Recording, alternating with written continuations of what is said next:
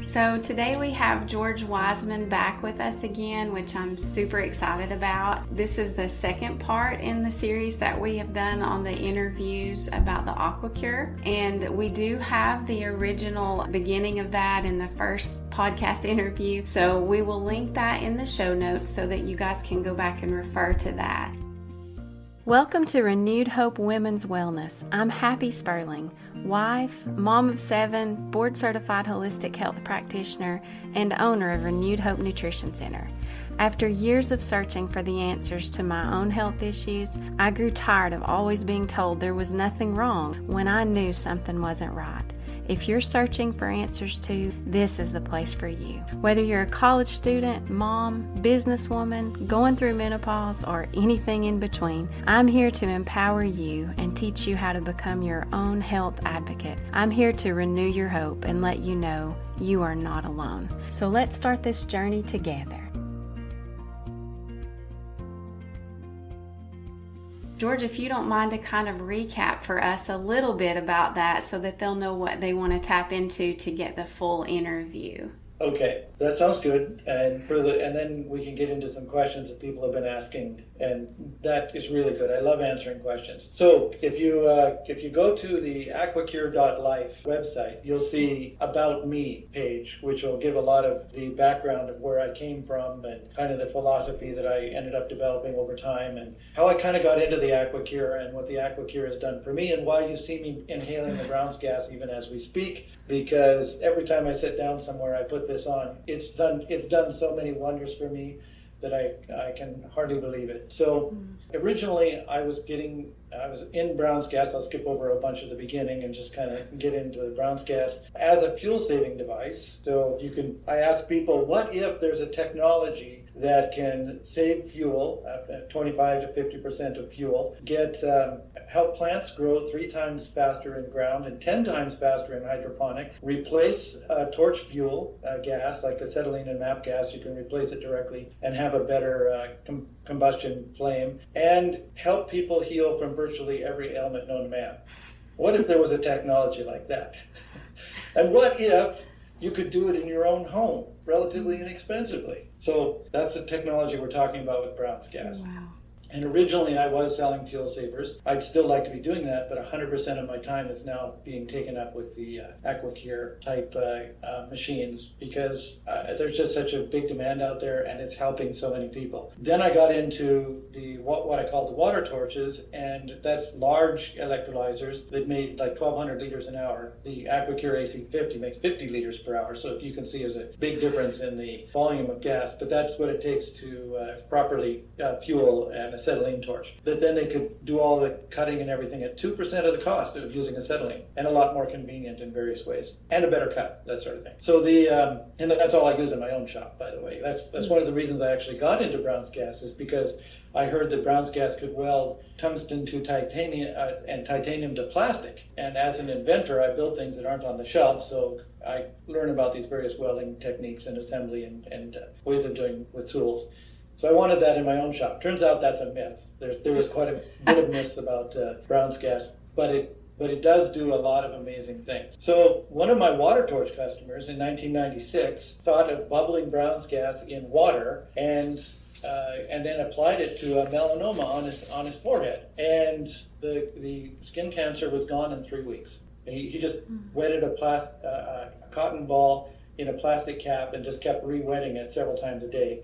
And in 3 weeks' time, his skin was entirely gone, healed from the melanoma, which I didn't believe him at the time. But I told my customers, which I had several thousand of fuel savers and water torches and that sort of thing out there, of this potential health application of Brown's gas. And then testimonials started to come in as people tried it. But it took from 1996 to 2005 for them to convince me to bubble water in and start trying it myself. And I haven't been sick since. I've had sniffles and a headache twice, but that's the extent of my sickness in the last, what would that be, approaching 20 years. So, but that was just drinking the Brown's gas bubbled water, which is good. And so hydrogen-rich water, there's nothing wrong with that. But people were asking me if they could inhale the gas. And here you're seeing me inhale it, of course. But at the time, I was used to dealing with an explosive gas, a mixture of 2 times hydrogen to 1 time oxygen. They call it stoichiometric. Is the most explosive gas on the planet. And I didn't want people inhaling a potentially explosive mixture. And then in December of 2015. Okay, get my dates sorted out there properly. December of 2015, a customer sent me a video of a Korean hydrogen bar, which was, they had people lined up in comfortable chairs and they were inhaling. And it suddenly hit me that all you have to do is keep the hydrogen content in the inhaled mixture under 4.7%. And since then, it's been determined a therapeutically effective mixture is 2% hydrogen in the inhaled mixture, which is what I'm inhaling right now. And it's non-explosive. It can't explode. There isn't enough hydrogen in the air to support combustion. So perfectly safe, therapeutically optimal, because as you are inhaling, your blood gets saturated with the hydrogen, just like the hydrogen-rich water. When you bubble the gas in there, it gets saturated with the hydrogen. And then you exhale any excess. So you can never have too much in the, just like carbon dioxide, your body gets rid of the excess. But why put in more than you need? It's just wasteful and doesn't give you any additional benefit. So this is why we're inhaling the 2% mixture, and it's safe. But due to the fact that my late wife was very ill at the time and I was a 24/7 caretaker and couldn't be away from her for more than 20 or 30 minutes at a time, she couldn't even roll over in bed without assistance, and I would carry her to the bathroom and things like that. I didn't have time to experiment. In fact, my business had pretty much gone to nothing at that point, and we were about $300,000 in debt because I was trying everything I could to heal this wonderful woman. So in the end, in March of 2016, she died due to complications of the severe lupus that she had, and possibly decisions that she had made. I have to admit that she didn't want to go with the allopathic medicine at all, and we were trying everything we could that was non-allopathic, and she didn't even know she had lupus until 10 days before she died because she hadn't gone in for any of the allopathic testing or anything. So we didn't actually even know what we were fighting. We were just trying to mitigate the symptoms as best we could. In any case, and there were things that were working, but not fast enough. In any case, I then was in deep grief and I didn't care if I lived or died, so I decided I'd inhale some Brown's gas to see if it was safe. And I videotaped myself at that point, and you can still see that videotape where on my YouTube channel, where I inhaled Brown's gas for the first time. And I videotaped myself because if anything went wrong, there'd be evidence of my craziness. So it turned out really well, and I didn't sleep at all that night. My body, when it got that big influx of hydrogen, it wasn't like a coffee buzz, but I was absolutely wide awake and alert all night. Now, the wife I have now, I've since remarried. When she inhaled first time, about 15 minutes at about 6:30 at night, she had the best night's sleep she could remember. So one of the things I tell people is you have no idea what's going to happen when you start inhaling because your body decides where the gas goes and what happens and that kind of thing. So I then went from March of 2016, I went for 2 or 3 months and I had nothing but good things happening. And again, you can go up and see the testimonial I have there. And so I decided, okay, I will recommend it to people, and I told people how to inhale safely. And then testimonials really started to pour in, and a couple of months after that, a woman wrote in and said that she had lupus, and her lupus symptoms were absolutely gone in 3 weeks' time. So my late wife had fought this disease for like 7 or 8 years, and she got worse and worse. She lost her eyesight, she lost her hair, she lost her ability to roll over in bed.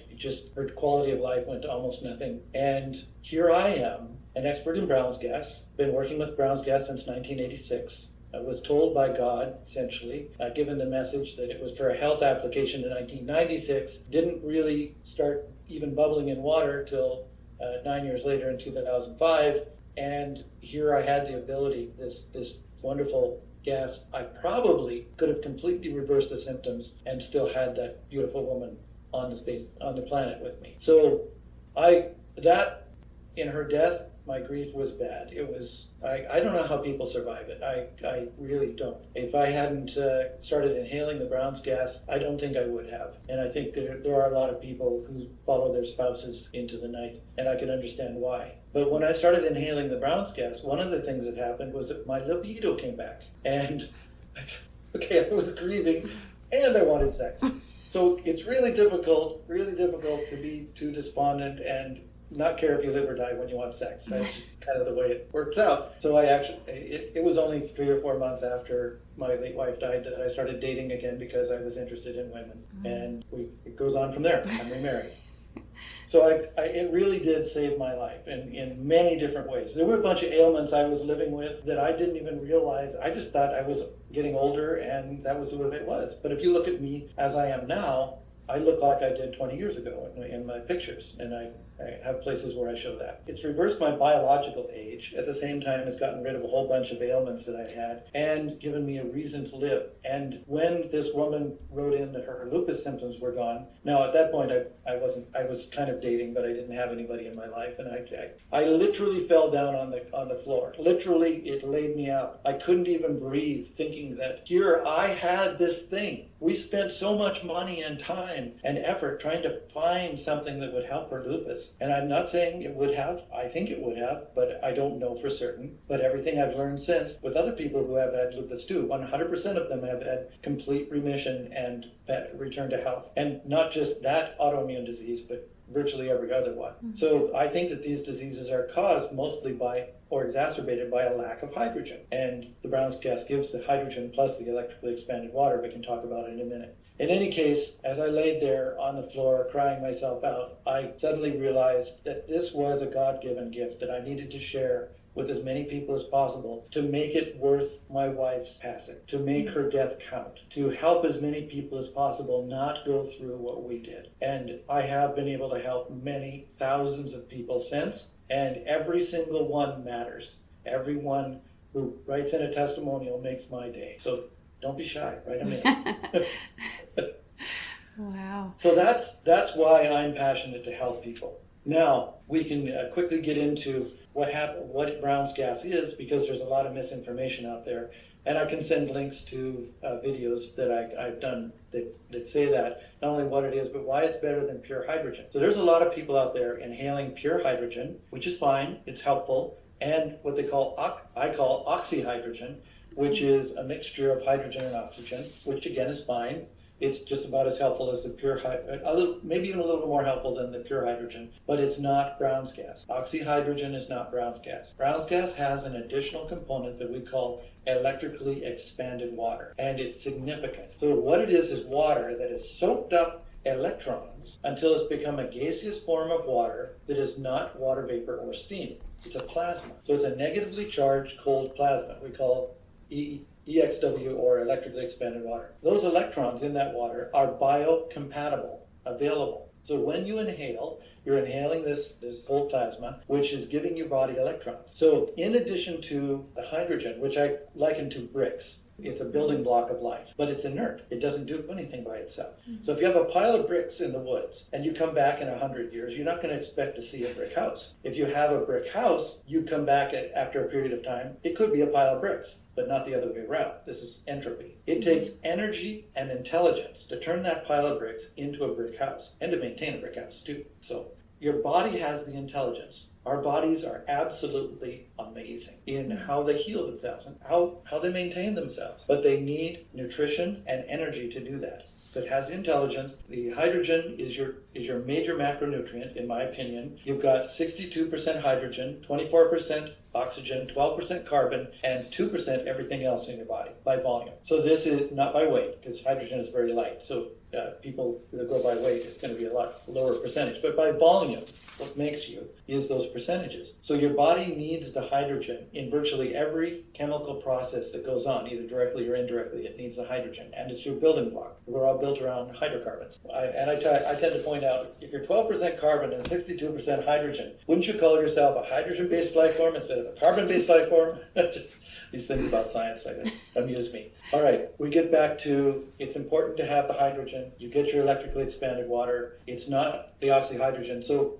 I don't bother with any of the hydrogen bottles or hydrogen tablets or anything like that because I go straight for the most therapeutic value. That's what the Brown's gas is. Okay, so there's a good outline for people if they haven't watched the first thing. So let's get into some questions. Yeah, and on that too, George, I just wanted to mention, because of course it's very trending to talk about hydrogen water bottles, and I actually do have an Echo Plus 2 or whatever, because that was the one I found that had some research. Just because I thought I'm not always able to use the machine just because of life and being able to do that. So it's something that digestively I can add that in. So I think there's some benefits to it. And then we also drink the bubbled water from your machine. I had one client that had bought, the AquaCure and then also the bottle, and he said, well, I was researching that the water that's bubbled in the AquaCure is only going to be, is it 2.5 parts per million? And he had found that maybe with this particular water bottle you can run it for electrolysis for 4.5 parts per million. So I know that your machine being designed for inhaling hydrogen, and he and I talked about that there would be a difference. But in your opinion, and that was kind of the debate that he and I were talking about, is it better to have the higher parts per million? Because you and I talked in the other interview that more is not always better. So is it just as efficient to say, hey, we have an AquaCure machine and we're just going to, drink that bubbled water, or would it be beneficial to have something that was just a higher parts per million? Okay, so the first part of the question or the commentary there had to do with timing. You have a hydrogen bottle because you don't often sit in one place, so you can't do this. There's various ways that people get around that. One way is with a long hose so they can do their chores around the house and still be inhaling while they're actually moving around and doing things. Another way is to sleep with it. There's a lot of people that sleep with it, and some people put it on a trolley so they can move it from the living room to the kitchen to the bedroom if necessary. So wherever they are, they can have their Brown's gas. But people really do need somewhere around 7 or 8 hours of sleep. And if you have serious ailments like cancer or Parkinson's or Alzheimer's or any of these things, that virtually everything that gets help with the Brown's gas one way or another. But if you have serious ailments, you need the hours. Because once your blood gets saturated, more doesn't help. So longer is what actually ends up being more therapeutic, and giving your body the time for the hydrogen to sink right into the tissues and right into the cell, or even into the DNA. But that takes time, hours at a time. So this is important for people to understand therapeutically. Drinking, now we get to the hydrogen-rich, the bottles that make a hydrogen-rich water. That's good. And if you're drinking water, it's good to get the hydrogen-rich. Personally, I like to drink the water that also has the electrically expanded water in it, not just the hydrogen. Okay. So again, the tablets and the bottles don't give that, and yes, they do, and they're also very convenient. They don't have lye mixture in them that you have to deal with or anything like that. You can carry them around, and so it's very convenient, and it's better than nothing. It really is. There's nothing against hydrogen in any of the modalities. People should be getting at least that. But if you inhale for 12 seconds, you get as much hydrogen in your body as drinking hydrogen-rich water at 1.6 parts per million. Okay, so 4 parts per million is a little more than double that. So breathe for 24 seconds. You get as much as drinking the bottle of hydrogen-rich water. So less than half a minute, the inhalation puts that much hydrogen into your bloodstream. So when it comes down to it, the hydrogen-rich water is a smaller component, and if you look at my testimonial, you'll see that. When I started drinking essentially Brown's gas-rich water, which is hydrogen-rich water plus the electrically expanded water, in 2005, and I haven't been sick since, that pretty much was the only thing that happened. I was still losing my hair. I was still white. I'm now gray. My mustache has gotten color back in it. If you see my YouTube, you'll see all this is pure white in 2016, and you can see it's done that. I lost the crow's feet on my eyes. Mm-hmm. I lost my tinnitus. I still get a bit of a hissing if I'm really under stress, but I have.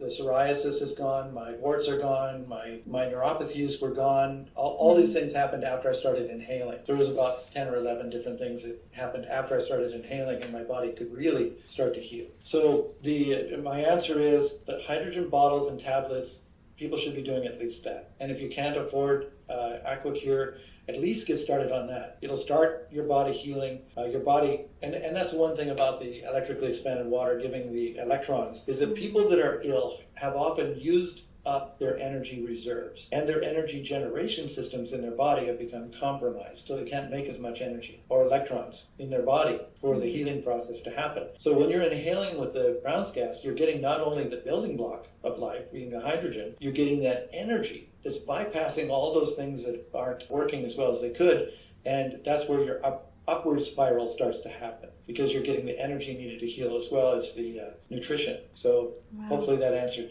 those questions. Yeah, it did. And I think understanding for me now that, you're getting the EXW, that expanded water compound with your, with the water from your machine, then you're not getting that with anything else. I mean, it makes sense. I do think, like you said, if that's all someone can do, it's something, but why not do the better if you can, and get the most effect from it. So on that, kind of along that line, what are the benefits? And I know there's not as many scientific reviewed studies and all these like double-blind clinical placebo trials or anything like that on inhaling hydrogen. There's actually quite a few, which I was kind of surprised on NIH, that have kind of tapped into this for different metabolic diseases and even mental health. But if you were to say, inhaling hydrogen, you just said 12 seconds. I mean, wow, what you're going to get in a very short period of time. But do you feel like there are benefits to like ingesting the hydrogen water that would impact the body differently through the gut, as far as inhaling could do the same thing? Or do you feel like that combining those, they would have different implications? Or do you feel like that kind of washes out if you inhale? Okay.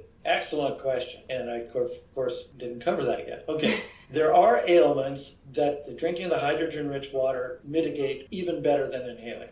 Okay. That's number one. And you'll get people out there citing those studies who are selling hydrogen-rich water bottles and stuff, saying it's better than inhaling. Okay. And that's the reason, because they cherry-pick just those studies. On the other hand of our balance here, there are studies that the inhaling works better than on some ailments than drinking the hydrogen-rich water. So it turns out that if you do both, they're synergistic, and you address everything. So my recommendation is to do both, and with the AquaCure, we're the only brown gas machine in the world that makes your drinking water at the same time as you're inhaling. So it kind of saves time there. As well, it's a safety feature just kind of built right in. So the answer is both is best. Either will help you, and depending on the ailment. And to address the studies, there's actually quite a few studies, and we're compiling those where they have tested brown gas, not just the hydrogen as a drinking, which is, believe it or not, they've been studying hydrogen as drinking for over 40 years, but they didn't know it because they were calling it alkaline-rich water from ionizers. So the alkaline myth had all to do with hydrogen. In 2007, there was a scientist that did a full study, showing that if you take away from the alkaline water coming from these ionizers that they've been selling for 40 years, you take away the alkalinity, neutralize it, but leave in the hydrogen, the health benefits were maintained. But if you took away the hydrogen and left in the alkalinity, so the high pH, the health benefits disappeared. So this just blew the mind of these ionizer people, and they've been since trying to turn things around so that they're talking about how much hydrogen they're putting in their water now. And in the meantime, a bunch of other just pure hydrogen machines started to come on the market, and that was starting in about 2007. And then a virtual explosion. There's now thousands of studies having to do with hydrogen-rich water and actual inhaling, and some of those were actually with brown gas. So they're calling it hydrogen, 67% hydrogen, 33% oxygen mixture, and things like that. And there are oxyhydrogen machines out there as well that aren't making brown gas. But when you have a brown gas machine, which is specifically designed to make brown gas, and some of these were, like the Epoch machines I was telling you about in the Korean hydrogen bar, those were actual brown gas machines. Then the studies done with those machines are studies with brown gas, even though they're not calling it brown gas. And we're discovering that the brown gas has about a 30% more therapeutically efficacious result than just straight hydrogen. Even higher volumes of hydrogen. Like there's a machine out there that is medically certified in China. They don't sell the medical certification machine outside of China. They sell a copy, but it's not certified. Ones in China are making 3 liters per minute, so 3,000 milliliters per minute. And they get less effective than the 500 milliliters per minute of brown gas as far as the therapeutic efficacy. Wow. More is not better, but when they get out there and you're in the public, people honestly believe quite often more is better. Yeah. Well, and you just addressed that too, I think, with when you look at, 4.5 ppm on a hydrogen water bottle, you're like, well, that's more. That's twice, almost twice as much. But I didn't realize you don't have that component of the electrons from the expanded water. That's a totally different conversation. So you can't, it's like apples to oranges. You couldn't really compare those. But the numbers are impressive, especially if it's like my mind and you don't know anything about any of that anyway, and you're just learning. So I wanted to touch back on the sleep because I know you and I talked about kind of starting slow with the inhaled hydrogen. And so if someone were going to go from that, like getting a machine, to sleeping with it, do they need to build up to that amount of hours like prior to just sleeping with it one night? Or I know my husband and he gets a little more time than I do because I make him do it in the morning and I'm at the gym. But anyway, so he does it at 2 times a day because he's a phone guy, so he can't really it's not practical for him to do it longer. And we've actually talked about ways that he could possibly take that with him, but it's just he's in and out of the vehicle so much. So this is what he can do, which is giving him about 2 hours total a day. But would you say that you could just start sleeping with it, or do you need to have some experience with the longer time frames before you did that?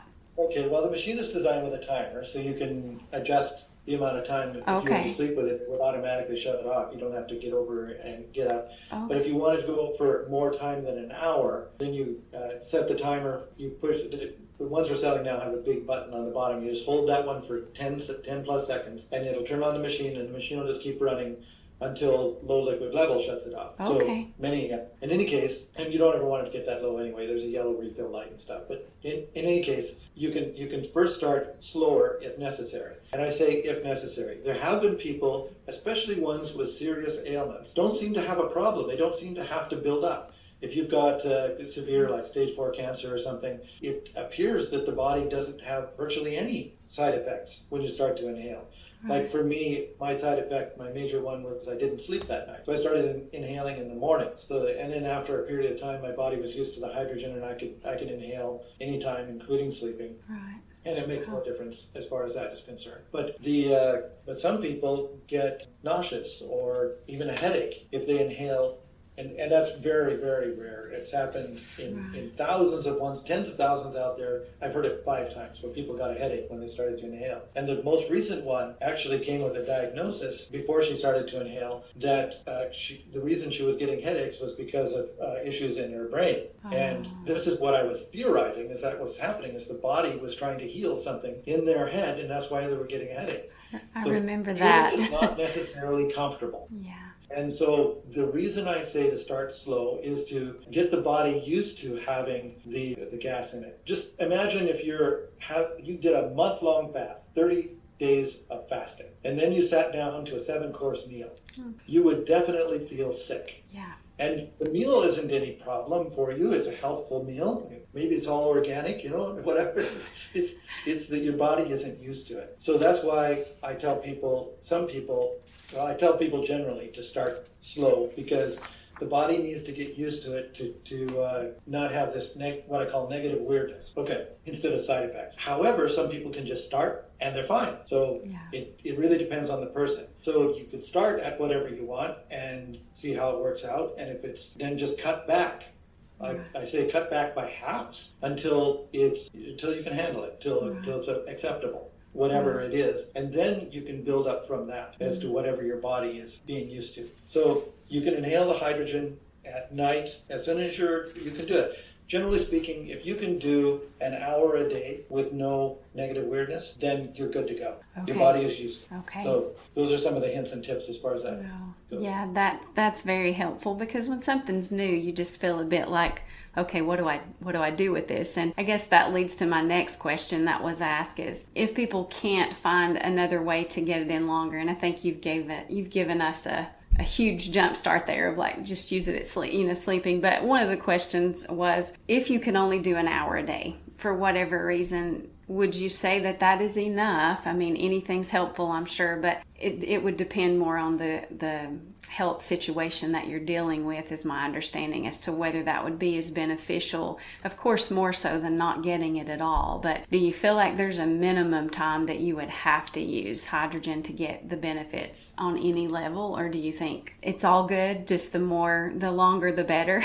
So the longer the better generally, because if your body doesn't need it, it'll just breathe it out. It's not an issue as far as that's concerned. I inhale at least 8 hours a day, even though I'm now much healthier than I was, because I had such great benefits, and I get these testimonials every day. So I do at least 8 hours. Okay. Based on what my customers have been telling me, I would say if you're a healthy person, generally a healthy person, even an athlete can benefit by having more than an hour. But generally I'd say people should have at least an hour, mainly because they're not getting the nutrition they need. I'd say 99% or better of the people in the world, the whole world these days, are hydrogen deficient.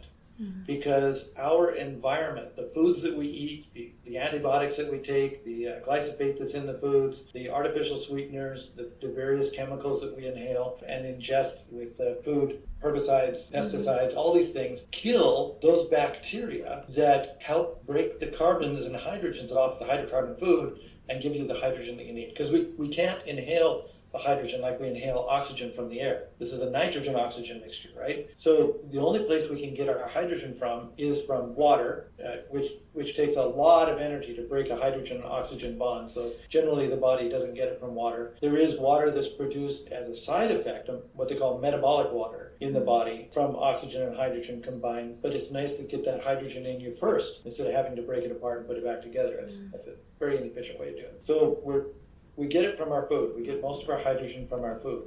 And if our digestive systems aren't working properly, and most people's are not, then you're not getting the hydrogen that you need. So you're actually eating the food that you need, but you're being malnourished. You're not getting the nutrition from that food. It's just going out the backside of you. So if you inhale for at least an hour a day, because if you think about it, most people eat for an hour a day. You've got your breakfast, lunch, and supper. And if you add up those times when you're actually ingesting food, it comes to about an hour a day. So if you inhale for an hour a day, you get about the hydrogen that you need for maintenance, in my opinion. Okay, right.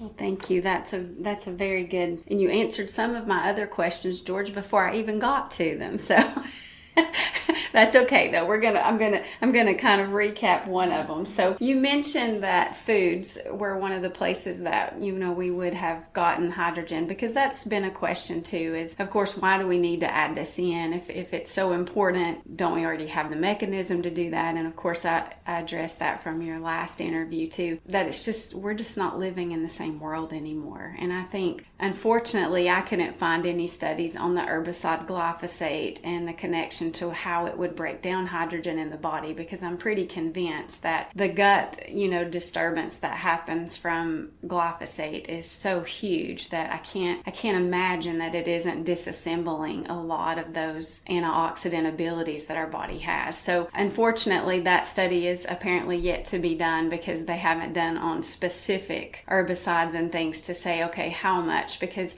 I know glyphosate is able to chelate copper 1 billion times faster than our body would normally use it. And so when that study came out, it's like, oh my goodness, when you think about the importance of copper being taken up in the cell, and of course coupled with hydrogen to make ceruloplasma, and then you think about something that can literally disarm at a level that we've never experienced, just copper. I mean, just one mineral that's the catalyst for mitochondrial function. And that just made me wonder, I just would love to know how fast is the rate of hydrogen used up when it's under an attack like that. So just questions that would be good to have some answers on, and someone much smarter than me is going to need to do those studies, but I would like to read them. On that, with the hydrogen foods, I know there are lower deuterium foods, and of course those are foods that are going to be lower in sugar and carbohydrates, and processed foods and those kind of things are going to be high in deuterium. Do you feel like there would also be a list of hydrogen rich foods that you could kind of correlate with a deuterium list? Would they they overlap one another as far as the foods that are lowest in deuterium are also going to be your highest hydrogen foods? Or is that something you've ever kind of walked into with like which foods are the most beneficial to eat? I found it interesting that the lowest deuterium foods listed were the foods that, of course, metabolically are the healthiest for us to have. But I didn't know if you'd ever kind of tapped into that or not. I rubbed shoulders with it a little bit in passing in some of the things I was doing. So yes, when you're trying to lower your deuterium, and your audience is probably familiar with why people want to have lower deuterium levels or why the deuterium levels in our, not really? Okay. I think it's just a new, we're going to tackle those topics, but no, I think it's fairly new to so my let's listeners. do a quick recap on what the big deal is about DDW, deuterium depleted water. Mm-hmm. Okay, first of all, what is deuterium? Deuterium is hydrogen. Okay, the molecule of hydrogen has an electron and a proton. But if you add a neutron, it becomes heavy hydrogen. And if you have, and then it's called D instead of H. And they call that deuterium. So you can have mixtures of water that have DHO, or first of all, it's HHO, or DHO, or DDO. Okay, and the DDO is heavy water, considered to be heavy water. And it exists at about 5,000 to 1 in environment, or if I'm remembering my statistics correctly, about 158 parts per million in regular water. Okay? The deuterium, the reason it's important is they discovered, for example, that it dampens nuclear reactions. So they use heavy water to help dampen in nuclear reactors so that they don't just automatically burst and explode. Well, it does a similar thing in our bodies, affecting our metabolism. If you have too much deuterium, you need some, by the way. It's one of those things, a little is good, too much is not good. So you need a balance, and you need some deuterium in your body to help control your metabolism. But if you have too much, your metabolism starts to shut down. It just dampens it, the whole thing. Those are really what deuterium is and why you would want to have less, because we're building up too much in our bodies. So our bodies are like a bucket with a hole in it, and different people have a different size hole, but if you're filling a bucket with water, and you're filling it faster than it's draining out the hole in the bottom, then you're going to have higher levels of deuterium. So if you start pouring in less deuterium, that's what the deuterium depleted water or deuterium depleted foods tends to do, then your bucket can lower faster than it's coming in, and you can end up with a lower deuterium in your body. This is how I explain all this stuff so far. So to answer your question, there are foods that produce more hydrogen. And if you look in the medical literature, when they're testing the gut health, they give people some of these kind of foods. I forget exactly what it is, but I know it exists, to get the blood saturated with hydrogen. And so they have excess hydrogen coming out their mouth, which they can measure. So they know they put a certain amount of this food in the gut, and they can measure a certain amount of hydrogen coming out, so they can know how well the gut responded. Mm-hmm. And so there are tests out there that do that. And whatever kinds of food fit in that category would fit with what you're talking about. Other than that, I don't know where the overlap is or any particular thing. I tend to avoid simple carbohydrates because they just really don't do anything for you. Like Oprah said once, everything white. Just avoid it. And it just occurs to me that's probably a racist statement these days. Basic. Okay. White foods. All right. So potatoes, cake, sugar, all these things. Honey is an excellent sweetener, which gives you more nutrition than it gives you problems, things like that. Also, a bunch of natural antibiotics that don't kill off the bad things. Gives your body the boost.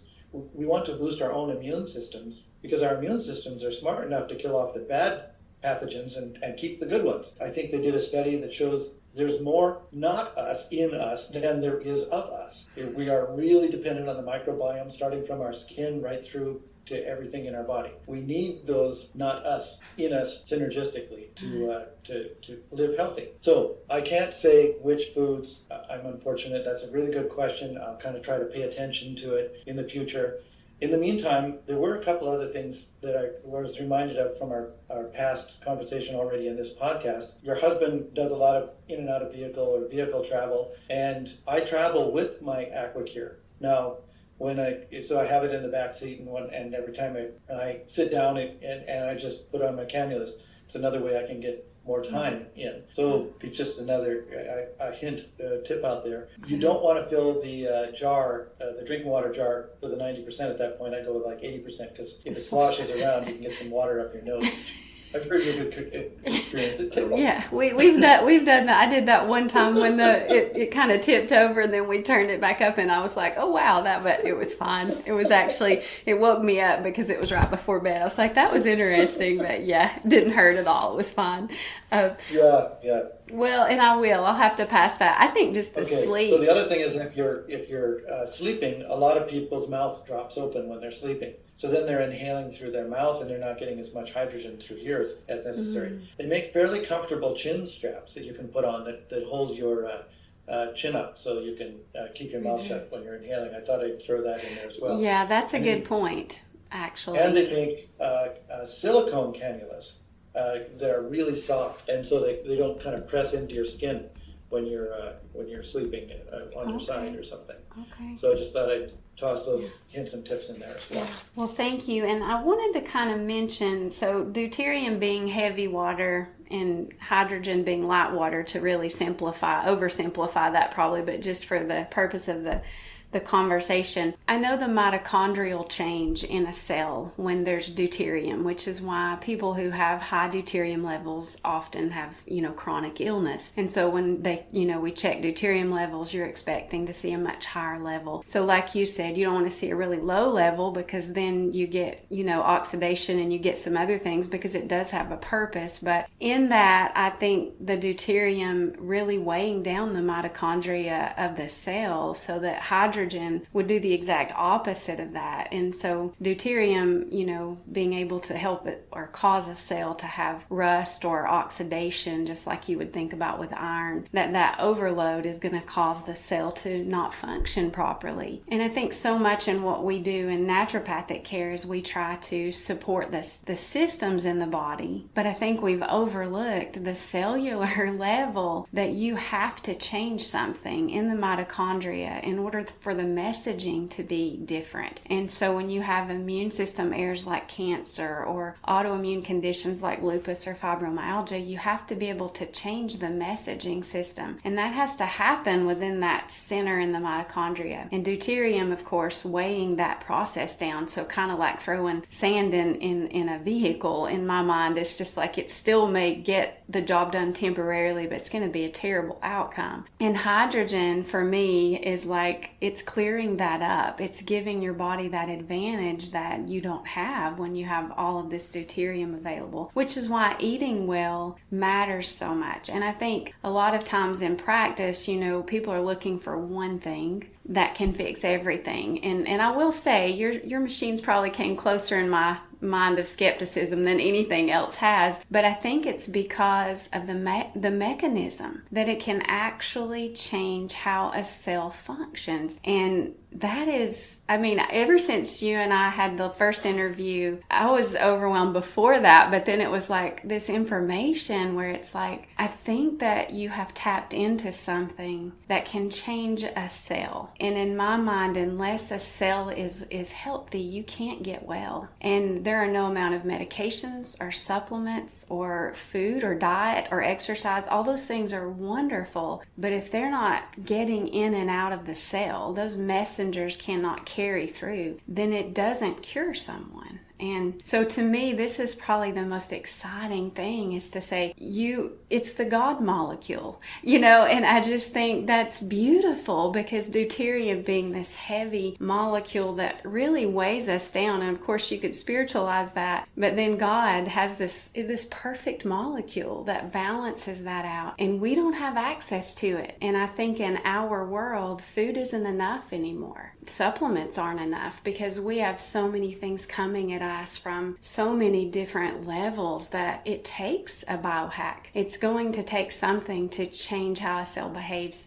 And this is it. To me, it's life-changing because it's cell-changing. And if you really dive down into like the deuterium list of low deuterium foods are all going to be metabolically supportive. And so when you think about, bringing in simple carbohydrates and all those things, well, there's a lot of inflammation in the cell when you do that, because of course they're very high in deuterium and you're creating a sluggish cell. But with hydrogen being able to, be coupled with good nutrition, George, it's just amazing. I don't think you could ever talk about it enough. I don't think I could ever tell people about it enough, because for me, me, in order to actually help people heal, the cell has to be fixed. And this is an amazing opportunity to do that. So that wasn't a question. That was me just like in awe of God and how He's created us, you know. You're absolutely correct. And before we go, I wanted to point out something that we're already doing, and I've been promising for years. And people have there's a way to make deuterium depleted water with the AquaCure, and I've already been doing it. And now I'm actually having to call it deuterium deleted water. So it's still DDW, but we just came up with this because when we're sending samples out that are made from an AquaCure that can be operated in anyone's home, they test against samples that are 5 parts per million deuterium in the testing labs, and they can't. There's not enough deuterium to test against a 5 parts per million deuterium sample, which is the lowest that they can test for in their sampling machines. So we're calling it deuterium deleted water, and it'll be sometime in 2025. We will come out with the deuterium deleted water apparatus so that people can make their own deuterium deleted water in their own homes, and it'll attach to every AquaCure ever made. We built them from the beginning. I designed them from the beginning to be able to support these additional functionalities that we're going to be rolling out. So anyone who's buying one now, don't worry. With the additional apparatus that'll be coming out, you'll be able to attach directly to the AquaCure you have now. And there's no other machines on the world, because no one has, since 1986, experience like I do, designing and understanding what's actually going on with these things. Wow. And I want to be first on the list for that too. And I know in that it's amazing to have one machine that can do not only the hydrogen water with the extra molecule water, but then also having the ability to inhale, and now that. I mean, it's the perfect machine. So I hope it's like January of 2025, George. In January, we should be rolling out the microbubbler apparatus. My wife voted to have that first. So yeah. so that's going to be available. And she takes as many as 2 baths a day because she just loves the feel of the spa-like of all the hydrogen in the water. And she's just putting the tube right now. This will be where you just drop the tube. Right now you can put the tube in the water and it'll be hydrogen-rich water in your bathtub. But it's only a certain amount, because you're looking into what I have to call interstitial spaces in between the water molecules. You get a little hydrogen molecule, and it's still transparent solution. It's only 1.6 parts per million if the water's at room temperature. So now the reason the water bottles can do it at a higher parts per million is because they pressurize it. They actually seal it. I've seen water bottles that could go up to 10 parts per million. Wow. But again, getting back to your bathtub is at atmospheric pressure, and it's warm. The warmer the water, the less hydrogen it holds. So what we do is make micro bubbles, and it's like a fog. And now, right now, when you put the bubbler in the water, most of the gas comes up and escapes in big bubbles, right? Well, this thing fogs it, and the water holds the fog. So you have this foggy water, which has got 100 times more hydrogen in it than just the regular bubbling can do. And the therapeutic spa that you get out of that is just amazing. Oh, I'm excited about that one too. Not as much as the deuterium depleted, but that's awesome. And I know you need to go, George, and I want to respect your time, but I did want to mention that you shared a link with me for Jaylee's story on the last interview, and it was just beautiful to see that and to see her healing story with using, my understanding was a change in nutrition and the AquaCure machine that she was loaned, correct? That was yes, the original one. Her father or future father-in-law, I think it was her father. It's hard for me to tell from the stories, and I haven't confirmed the actual data. But anyway, a man in her life was wanting her to be well, and I'm just going to say her father. And he managed to find a distributor in Australia who was renting AquaCure machines. And this particular distributor had his machines all rented out, so he rented his own personal machine to this man who was trying to save the life of his daughter, who was sent home with weeks to live because she absolutely refused chemo and radiation. And the doctors literally told her, you might as well just step off a high-rise building and go splat on the pavement because you're going to die about that fast anyway. So and save yourself some grief. Anyway, a year later, after having rented that machine, and about 6 months into it, she bought her own machine and gave the rental back. But it was lent in a way because it was the guy's own personal machine. Him and his own family didn't have one for that period of time. And the year later, you saw the video testimonial. It's heart. Oh yeah. Can't call it rending, but exploding. She calls it ugly crying, and she's showing the paper that shows she's 100% cancer free. Wow. From a cancer that the type of cancer she had, she was they considered 2 cancer clinics, one in California, one in Australia, said she was top 5 in the world. Like it was bad. It was in the top 5 of badness. Yeah. And a year later, no cancer.